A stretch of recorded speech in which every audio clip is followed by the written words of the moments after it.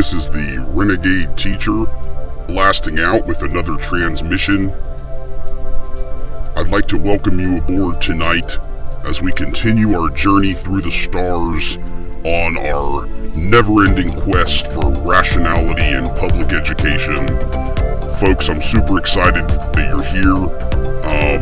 As we roll through the midweek, I thought it would be interesting to come to you with a few things I found lately, perusing Google, looking into things, expanding on ideas that we've explored, and I've settled on a few things to share with you tonight, dealing with teacher duties and the amount of responsibilities put on teachers. And I thought it would be cool if we could look at a teacher handbook. I did a general Google search for a teacher handbook and stumbled across something that I think is definitely worth our time to look at a few sections of it. The one that I found, if you would like to take a look, is from the Hastings Public Schools. Hastings, let's see here, I believe it is in Nebraska. And starting off here, I'd like to just be totally clear. There is a ton of information here. A lot of it is good. Again, I'm not here to slam the idea of having a handbook. However, I do want to highlight a few sections of it for you to kind of give you an idea, and maybe you could compare this to what you're up against in your situation or people whom you may know. This is a 50-page PDF document, and again, a lot of it very good. But as you make your way through something like this, it's become scary for me when you realize this. There's not even a table of contents. There is a ridiculous amount of information in the beginning of this thing that makes it very difficult to learn to navigate the document.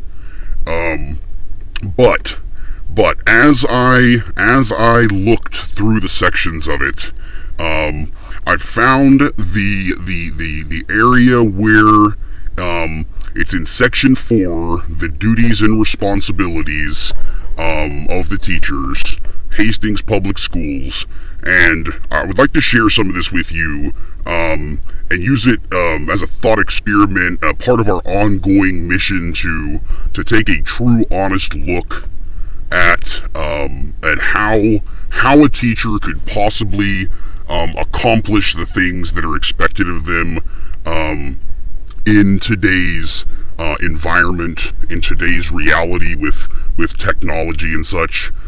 So section 4 here of duties and responsibilities, it has a section for hours and meetings, and I'm not going to read all this to you. Even this one section is a lot of information. However, I think it would be interesting to look at what they have to say on lesson planning. It says teachers will prepare lesson plans on a weekly basis. Plans will be kept by the teacher in a place known to and accessible to building administrators. The principal may further require teachers to provide copies of lesson plans to the school office at reasonable times and intervals as determined by the principal. The lesson plan should be of sufficient length and substance to allow a substitute teacher to carry on the course of study and should provide a means by which principals and supervisors may monitor instruction to assure that the educational program in a particular class or activity is related to the district-approved course of study. In addition, the lesson plan should identify the essential or key concept of each lesson addresses, or key concept each lesson addresses. Folks, this is incredible. This is incredible because many of you know, as I do, that this is impossible to accomplish in terms of making lesson plans in advance that are so comprehensive, and could be filled in for by any substitute coming through the door. We are lucky if our students survive a day with many substitutes, regardless of the lesson plan that's left. The reality is, this is unrealistic. It says, here it talks about how they provide lesson plan books, but may require that teachers submit them in other formats. Here's another section, daily class records. It says every teacher is required to keep and complete a printable record of the attendance and achievement of every student in the district's student information management system. The record must be kept current and accurate.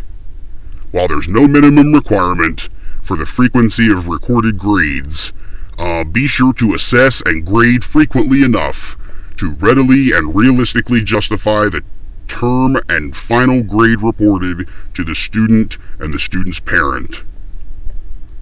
What do they mean they don't, there's no minimum frequency to record grades?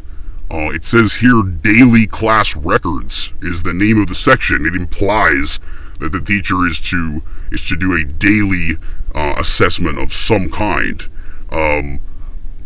Incredible. It has a whole section here on classroom and school procedures. I cannot read all of this to you. It's insanely lengthy.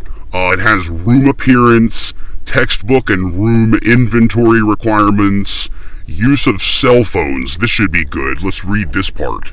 It says teachers shall not use personal cell phones for any non-school purpose during teacher duty time. Teachers may use cell phones for personal reasons only during planning periods if such use is of short duration, intermittent, and necessary to facilitate the work of the teacher or to address an emergency. I'm sure that people are abiding by that rule. Give me a break. It has a section on recording of others, lecturing the teacher here about unauthorized recording of people when they're in their classrooms with students who all have technology that can record them without permission or notification. This is tragic, folks. It has a section here on the use of para-educators. My goodness. Student aids, use of equipment, all kinds of responsibilities here that are just expounded upon. My goodness. Rules about how often teachers need to check their mailbox. Here we go. This should be really good. Supervision of students. My goodness. It says, proper supervision of students is an important responsibility for teachers and other adults responsible for our students. Teachers and other adults responsible for student supervision are expected to meet the following. Section A here says, proper supervision. Report for all duty assignments early, but at a minimum on time. Report for all duty assignments early? No, folks, this cannot say this. This cannot, there must be a mistake. They're telling their teachers to report for duties early. Folks, this is unbelievable. This is enough. This is enough to make me want to visit the local county fair and pay for an admission, an all-day pass admission, with unrestricted rides, and but instead of riding any rides, this makes me want to go straight to the concession trailer and purchase a funnel cake. But instead of eating that funnel cake, I repeatedly request that it be refried over and over until it is rendered into a black burnt disc of battered misery, which I slowly walk home eating. You can't be serious. This must be a joke. Teachers are lucky to be able to report for any duties given to them extra on top of everything else on their plate. They're lucky to get there on time at all. They're lucky the teacher even was able to show up to work because of all the ridiculous nonsense put on them. This is insulting. And this is unreal. It says that they need to circulate, this is quote, circulate through your duty area, paying particular attention to areas or activities that pose an increased risk of injury. It says, be vigilant while supervising students, classrooms where students are present. It has an entire section here, not even broken into the common courtesy of bullet points. This is disgusting. I cannot process how in the world this can be written in such a way that treats the educators as if they themselves are students.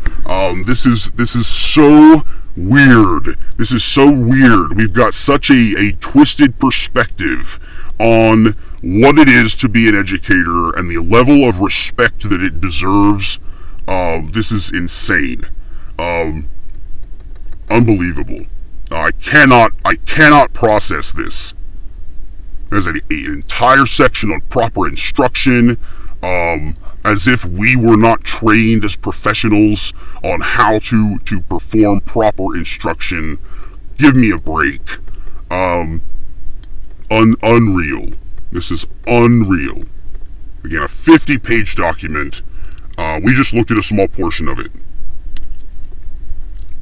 The other thing I wanted to talk about tonight, the other thing I wanted to during our midweek rant, was to come out in defense of against this idea. I'm sick of people posing as communicators of some kind of scientific idea that multiple choice assessments are somehow evil or somehow just an inherently bad way to assess students. I'm not going to go on about this a long time, but there is an article posted on edutopia.org called New Reasons to Dislike Multiple Choice Testing. I thought it would be worth putting on your radar. You may want to have a read here. Have a skeptical lens ready. The author is Terry Hike. This was posted on January 23rd. And at first glance, I was slightly hopeful that the author would not disappoint me. However, they do here mention at the beginning of the article, it says, it's talking about multiple choice testing. It says, while it has been derided by educators for decades as incapable of truly measuring understanding, and while performance on such exams can be noticeably improved simply by learning a few tricks, the multiple choice question may have a larger, less obvious flaw that disrupts the tone of learning itself. And I'll summarize the idea of the article. It has an almost a startling undertone. They bring up the idea that multiple choice is somehow inherently flawed because of the modern perception that people have, this relativism, this uncertainty in everything. That there is almost no established fact, and this is almost scary to me. This truthfully why I'm bringing it up. It really bothers me to the core. that people can bash something as time-saving and as underestimated as multiple choice questions can be. This is frightening. This is straight up frightening.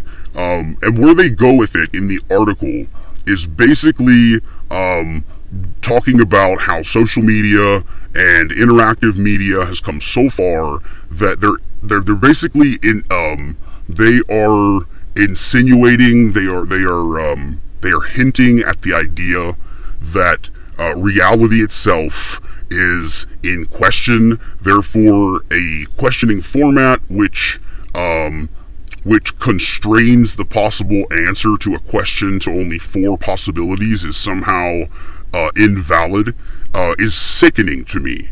Because I'm sorry, folks, I'm sorry, but there is an objective reality, and whether we like it or not, most of us are here alive on Earth because of it, in terms of all of the science and all of the medical achievements of modern humans.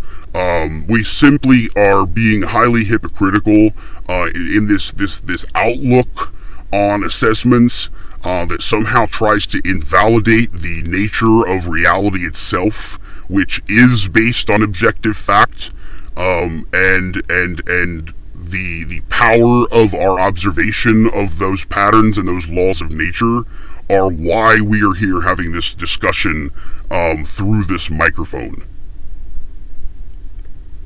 This is ridiculous. I'm slightly I'm very bothered by this. This really tends to, this kind of thing invading education. It elevates my blood pressure. It makes me question if I should consider the possibility of upgrading the cuff, and maybe even installing a perma cuff on my arm, just in case this type of nonsense gets any worse, before I can ultimately make an escape and make it out alive. Folks, if you have enjoyed the content you've been of hearing on the channel, I would appreciate it if you would show some support, like the video, and subscribe. I would like to thank you for joining me tonight. It's been my honor to be your captain on this journey through the stars. As we roll through the midweek, stay positive, stay real with yourself. As always, stay safe. And I look forward to seeing you in the next transmission. This is the Renegade Teacher checking out.